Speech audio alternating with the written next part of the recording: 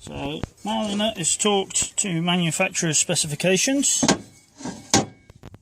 we can put that one over there out of the way. As you see, I've changed utes, so I've got more tools available.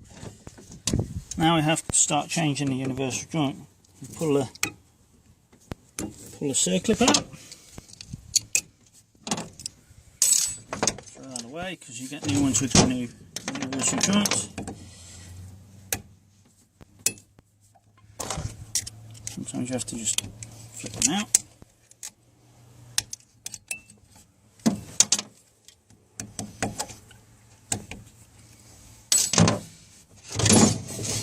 And move to the vise.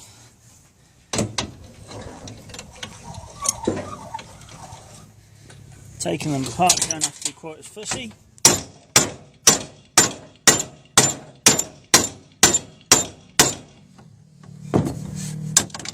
Turn it over.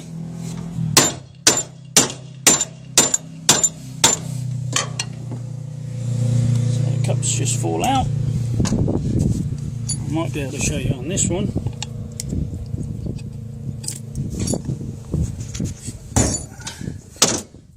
Piece of rag out of my bucket.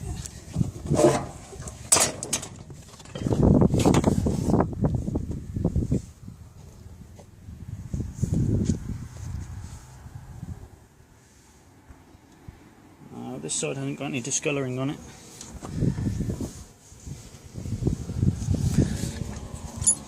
So back into the vise, rip the cup.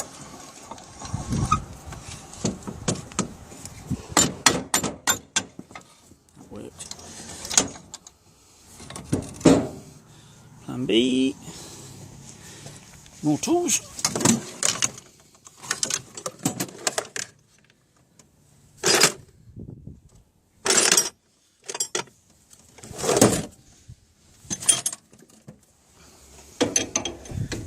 Punch in. That's easier. Cup out. So there we have two halves of the tail shaft. Now, I always weigh up which one's the heaviest, which one's the lightest. So then I'll put the universal joint in here first, and the heavier one, so you're only handling the light one. A bit of a burr there, I'll have to.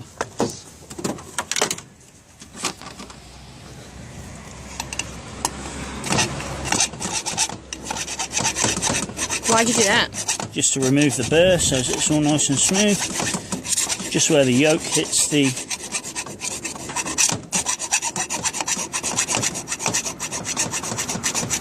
What would happen if you didn't do that?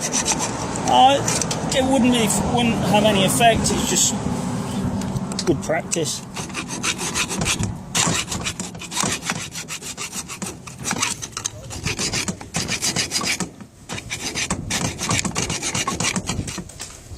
Just where the yoke hits the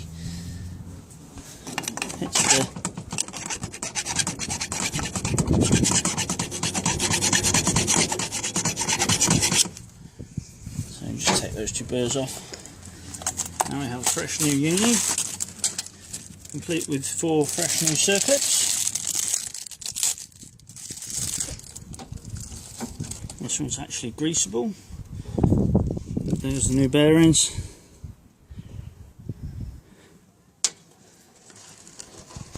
Do you have to grease all 4 bits of that? You don't have to grease them, they come pre-greased in the factory look.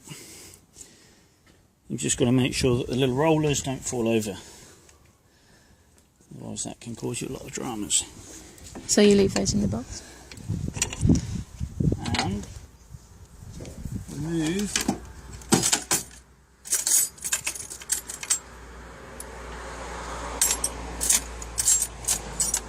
there's 8 gone.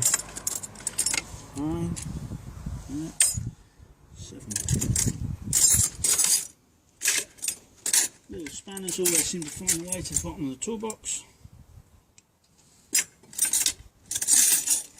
Little silly size spanners like a 7.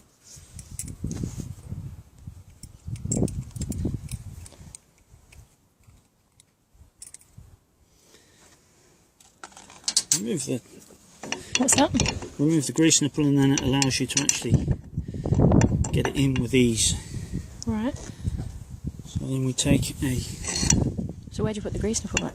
You put the grease nipple back in when you've finished. So you gently rotate the cup in so that you know that none of the bearings have fallen over, because they tend to fall over. So just make sure they don't fall over. Roll it in. Swap sides on it. Typical cameraman getting in the way. Woman. Camera woman. Camera lady.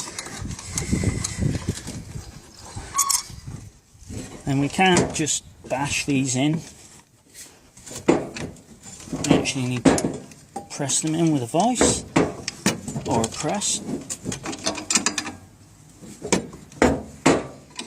Otherwise you run a very high chance. There it goes.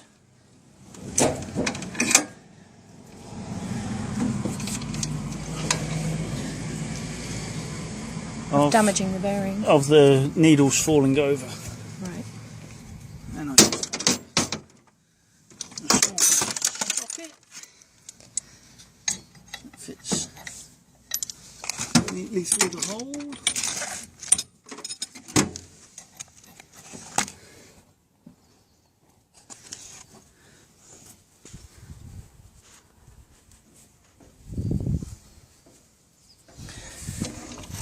So that socket will fit neatly in the hole.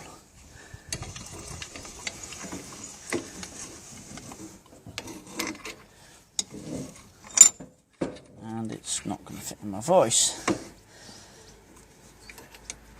So, in that case we find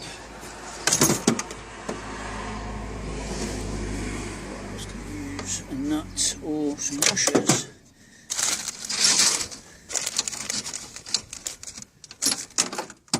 Push it in.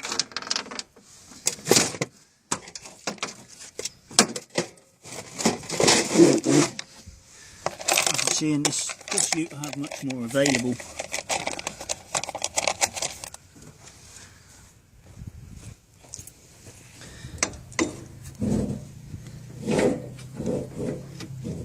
So now a nut fits in there.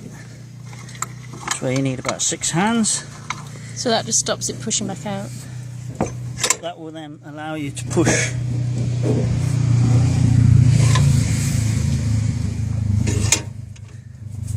the cup through, because you've got to be able to put the circlip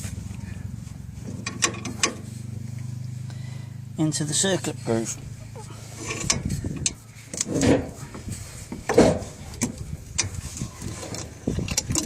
So you're still working on the same side? Still working on the same side. Now we can slide this out. Being careful not to slide it out too far that you lose all of the bearings. And we grab another cup, make sure they're all vertical. Wait, I can't see that. What's there? Where are the bearings then?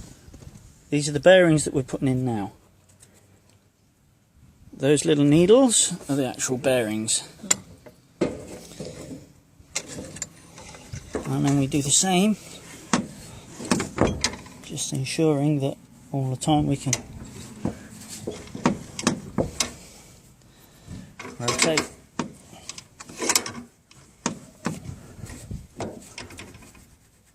That indicates that none of the bearings have actually fallen over. And before we push it right in,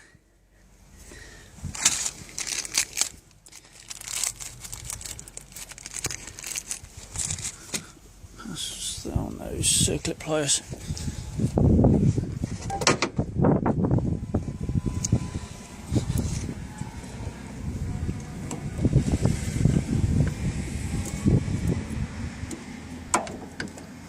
Circlip into its groove, and then that will allow that cup to be pressed back until it touches the circlip. Once again we employ our nut.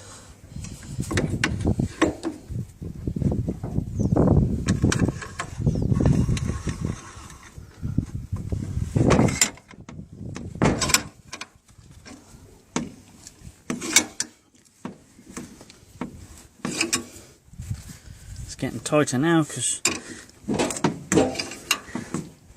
now we'll start to push the other cup back a touch.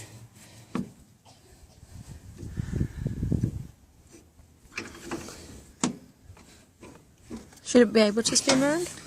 It will spin, but it's just tight because one, it's a new joint, Yeah. and two, I've got to press that side back in a touch with it, which, with the hammer,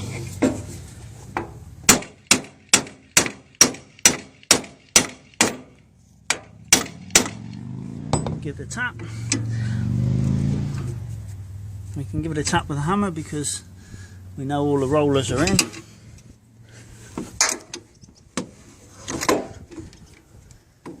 And then we can get a circlip into there.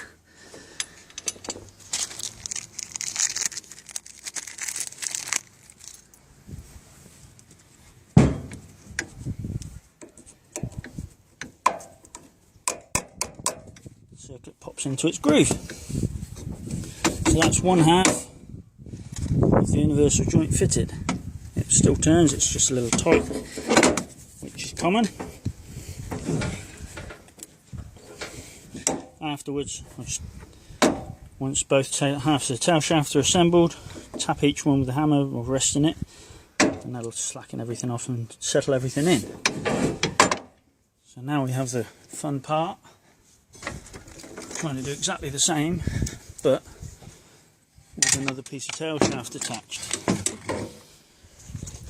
which just makes it a little bit more tricky.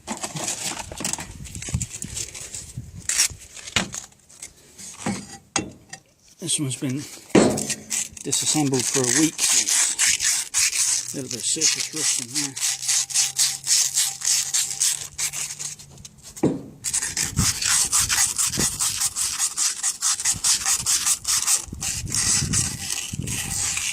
So are all tail shafts and universal joints the same? All universal joints are the same, just different sizes. Not all centre bearings are the same. Same principle, but just difference between different makes.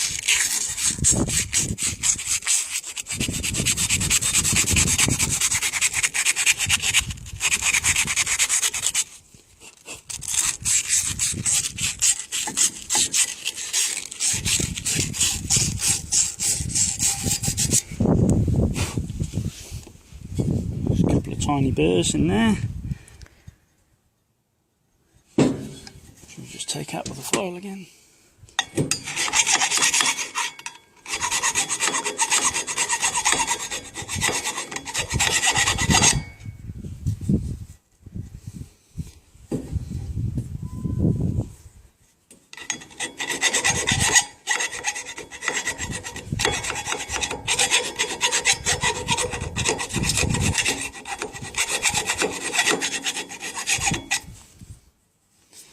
Like so.